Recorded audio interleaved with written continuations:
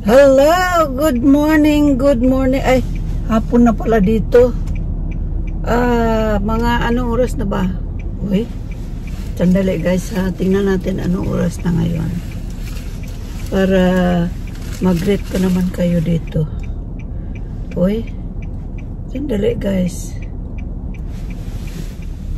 Ayan guys, naiset ko lang yung clock guys. Hapon na pala guys. Kasi napalitan ko ito ng battery yung sasakyan. Kasi pagdating ko guys, na-drain yung battery. Kaya nag-iba yung orasan. Kala ko yun yung tama. Hindi pala. Mag-aalas 5 na pala ng hapon. 1 minute more. Mag 5 o'clock na ng hapon dito. So magandang umaga sa inyo dyan. Magandang hapon dito sa amin. Magpagabi na. Pupunta lang ako sandali guys sa tawag nito sa store kasi mayroon akong bibilhin at may gagawin akong trabaho na kailangan na ma-print out ko para maipasa ko na. So guys, magandang araw sa inyong lahat dyan, magandang gabi at kung saan man kayo naroroon, magandang pamumuhay sa ating lahat. Tara guys, samahan nyo ako at sana kayo ay malibang sa aking pagpunta sa store. Tingnan natin kung ano meron doon. Pero yung bibilin ko, yung kailangan ko lang muna. So let's go guys. Huwag kalimutan ang inyong mama. Nandito uli at magpapakita sa inyo kung ano ang mga gagawin natin. Let's go. Atras na guys kay kuan. Nakakuan man taron. Atras na para makilom-kilom karon guys.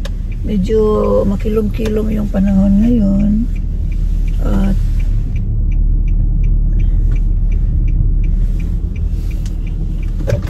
parang uulan yata.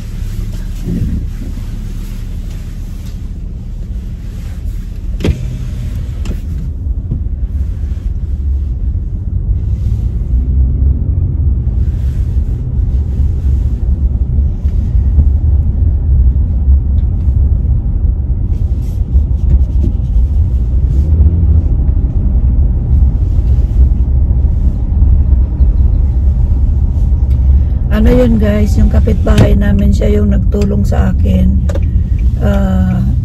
Nagtulong sa akin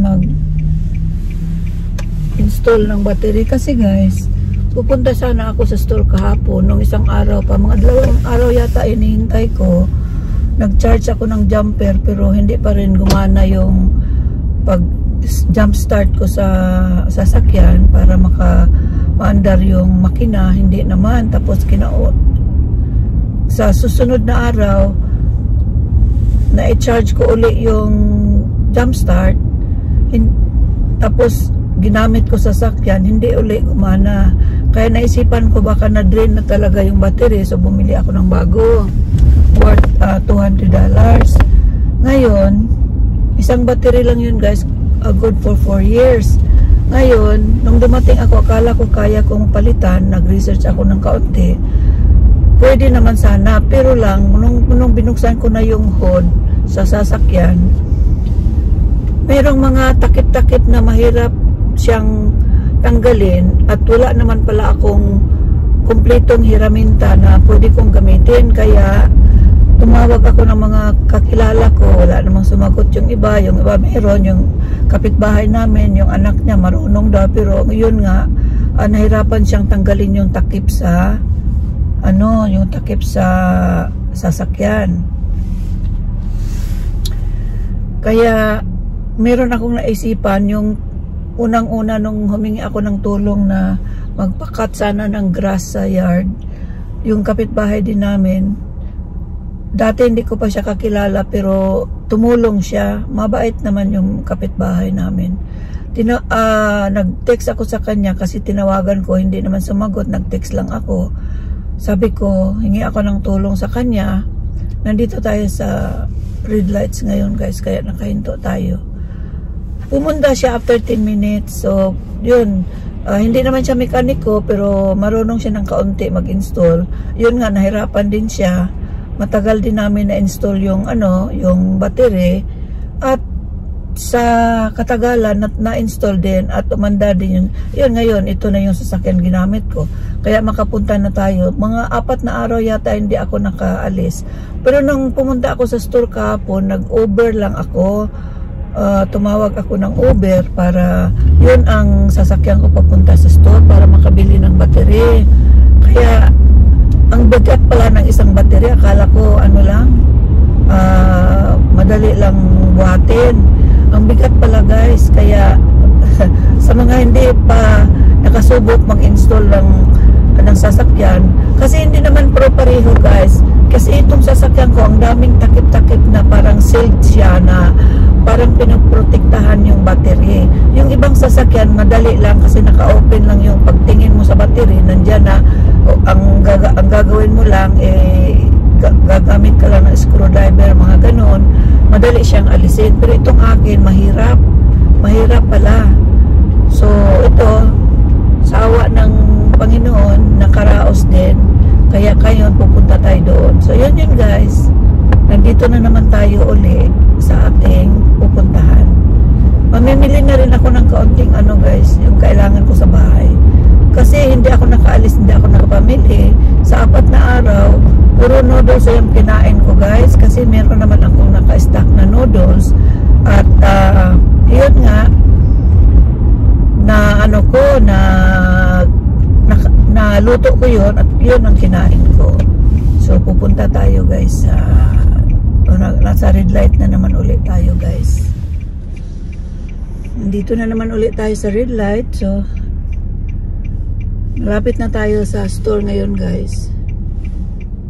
Ito yung buhay natin dito. Buhay ng isang babaeng nasa malayong lugar.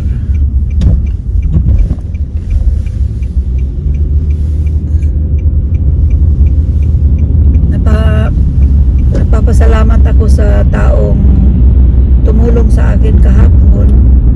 Kaya lang maaga ako nagising kanina, nagluto ako guys ng breakfast ko. Tapos kasi nung dumating ako guys, bakit noodles yung kinain ko? Kasi wala rin akong tubig. Nakasarado nakalock yung yung connection ng tubig ko sa kaya tumawag din ako ng plumber. Saka yung plumber naman dumating hapon na, sa ika 3 days dumating siya. Tapos nakabayad ako ng $100 pag bukas lang ng ng connection doon.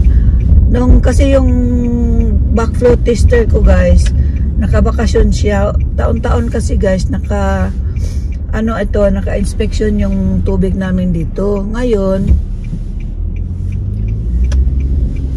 hindi pa oras kasi next month pa yung inspection niya, pero tinawagan ko siya baka sakali nandyan siya. Nakabakasyon pala siya. Kaya nakabakasyon siya, kaya hindi siya nakapunta sa bahay, at hindi siya sabi niya na nabakasyon daw siya sa pa siya darating sa mga katapusan ng buwan. So naghirap ako ng kaunti, pero sa bandang huli natapos rin yung problema ko. Yung problema ko na ngayon iba, yung yung mayroon akong trabahuin na kailangan mapuntahan ko dito sa store at mabili ko para makapagtrabaho ako. So yun guys, nandito na tayo ngayon sa parking area ng Walmart. Dito tayo park, at saka pa yata hindi pa naalis yung ng sasakyan ko. Mayroong problema yata mayroon yatang problema sa sa gulong, kasi naka-alert pa yung ko dito. Hindi bali, mawawala lang siguro yan. Pero papasok na ako sa loob guys.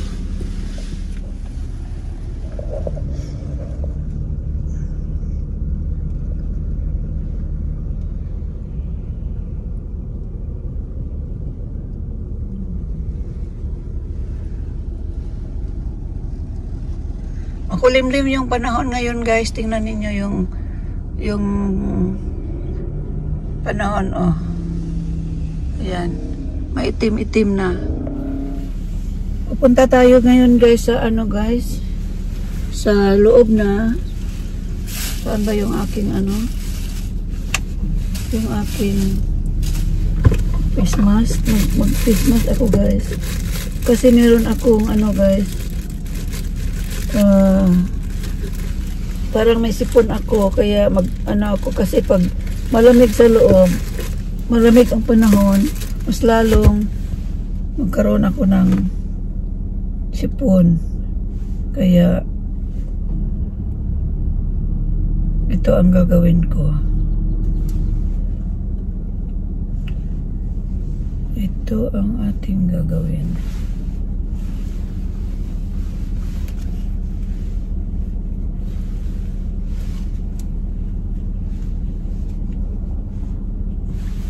So ayan guys, tapos na. Pupunta na tayo sa loob. Bahala na kung anong mangyari doon sa loob guys. Kung pwede tayong mag-ano doon, mag-video. Okay guys, alis muna tayo. Ayan guys, buwa tayo ng saging. Buwa tayo ng strawberry. Konting seedless na tawag nito, seedless na grapes na pula, at saka meron din tayong seedless na green na grapes. So ayan yun guys.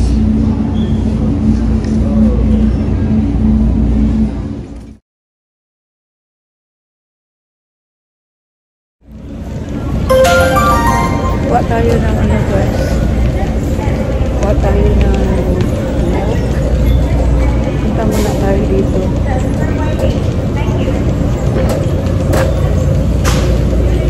Meron silang ano doon guys. Puntahan natin yung milk. Ano ngayon dito guys? Miyerkules ng hapon. 20 yata. March 20. Kukuha sana ako ng isang ano, mamaya na lang. Yung ano ba guys? Isang packet, isang pack na tubig. Pero meron pa naman ako doon. Kukuha tayo ng ano guys. Kukuha tayo dito ng milk guys. Meron tayo mainom.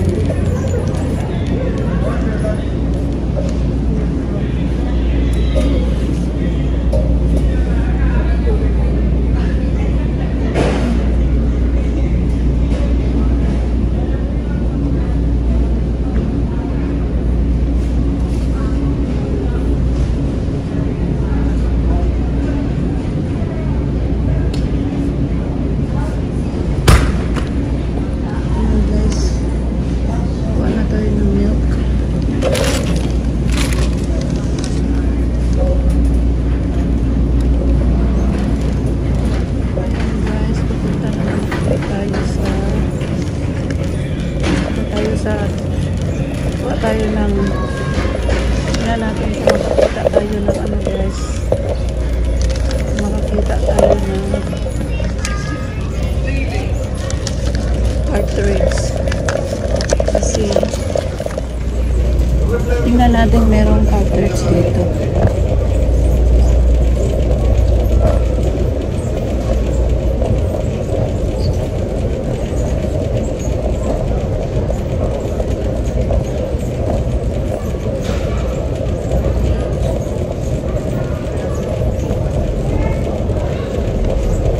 Pag wala hindi tayo nakakuha ng cartridge guys, bibili na lang tayo ng bagong printer ngayon, saka yung cartridge ng kasama. Mga gastos dito guys. Ano na po itong cartridge din. Already like 9:10 and then 9:02 there. Mine is 9:01.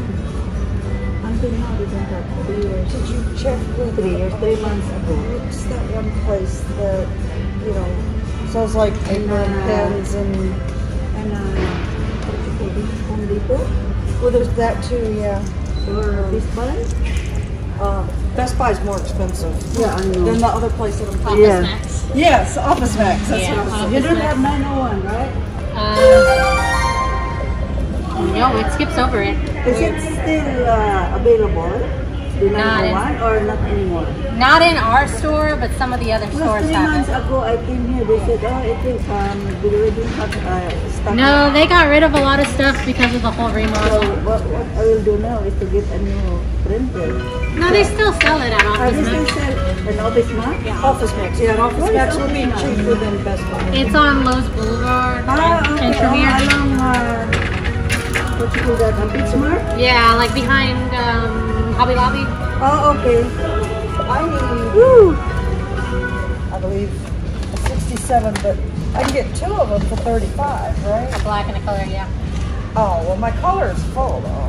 Well, Dito ako ngayon guys sa loob ng Walmart store kasi yung printer ko guys, wala na akong mabiling ink.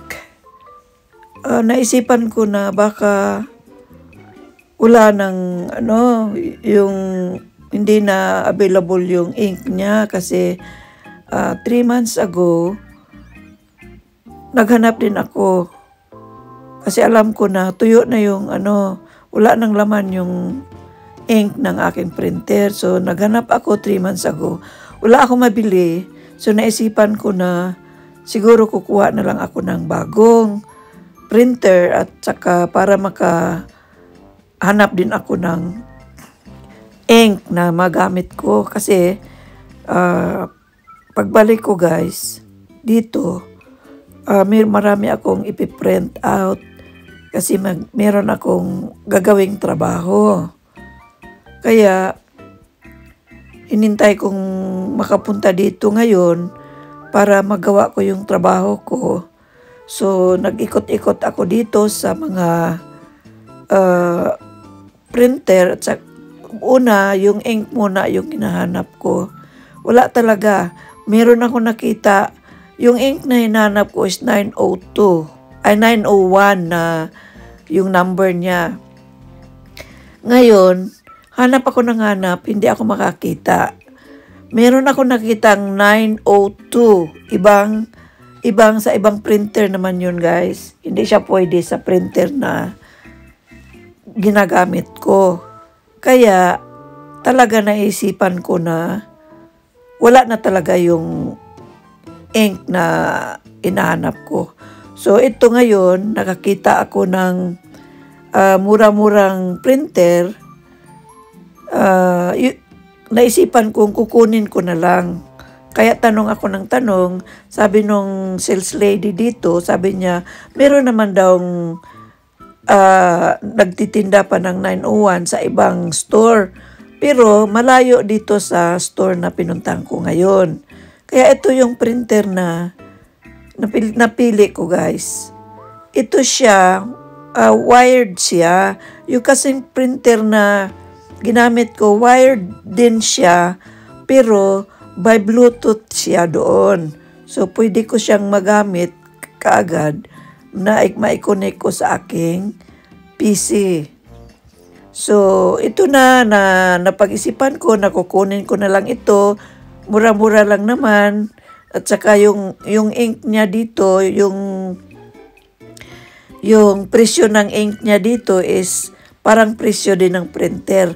Pero hindi ako bumili muna ng ink kasi kung bibili ka ng printer dito, may kasama na siyang kumpletong ink or cartridge. May kasama na siya. So ito kinuha ko na kasi sabi ng sales lady, itong kukunin mo, wired ito. Ang ibig sabihin ng wired na kailangan i-connect mo sa USB at i-connect mo sa iyong PC. Yung isang sinabi niya, hindi wired yun, wireless yung sinabi niya, mahal-mahal ng kaunti. Pero yung ink niya mas mahal pa kaysa ink na para sa printer na ito. Kaya, yun, sabi ko, kumpleto ba ang laman nito? Mga accessories, sabi niya, wala daw USB, kailangan bumili daw ako. So, tinignan ko yung USB, sabi ko, meron yata ako nito sa old na printer ko, kailangan bang bibili pa? Sabi niya, wag ka nang bumili, pwede mo nang gamitin yun. So, yun, hindi na lang ako bumili ng ng USB kasi pwede naman siyang gamitin yung luma. Kaso lang, yung sinabi niyang meron daw mabibiling ibang cartridge sa ibang tindahan, malay mo pagpunta ko doon, kung susundin ko yung sinabi niya, baka pagpunta ko doon wala. So, babalik na naman uli. So, yun na, kinuha ko na lang yung printer. At saka, yun, dala-dala ko na siya. Tapos napadaan ako dito, mayroon ako nakitang marami kasing Wednesday kasi maraming nakasale na, nakalatag na doon. May mga bag sila doon, mura-mura na lang yung mga bag nila, mga backpacks yun. Pero naisipan ko, mayroon pa naman akong backpacks na hindi ko na ipadala, marami pa naman. Kaya tingin na lang ako. Hindi na lang ako bumili kasi nga, ang dami ko nang nabayaran. Kararating ko lang, dami ko nang nabayaran. So, magtipid-tipid muna ako ng kaunti. Kasi yung battery ng sasakyan, tsaka yung pagbukas ng koneksyon ng tubig ko, unexpected yun. Kaya wala sa budget. So, yun ang gagawin ko, guys. Tingin-tingin na lang muna. O, yun, ayan. Yan, tingnan na lang natin. Sabi ko, wag na muna. Sa susunod na lang pag na meron na tayong naipon o di kaya marami pa namang ilalagay ko sa box dito. Kaya pwede ko siyang, yun na lang ang aking ilalagay. So, diretso na lang ako, guys. Pupunta na ako ngayon doon. Pero titingin-tingin pa rin. Baka merong surprise na makikita na wala sa iba, wala sa akin. At nakikita ko lang, ano ba yun? Ayan, ang ganda naman. So, okay, mamaya na, sa susunod na lang siguro, patuloy tayo. Huwag na tayong mataranta.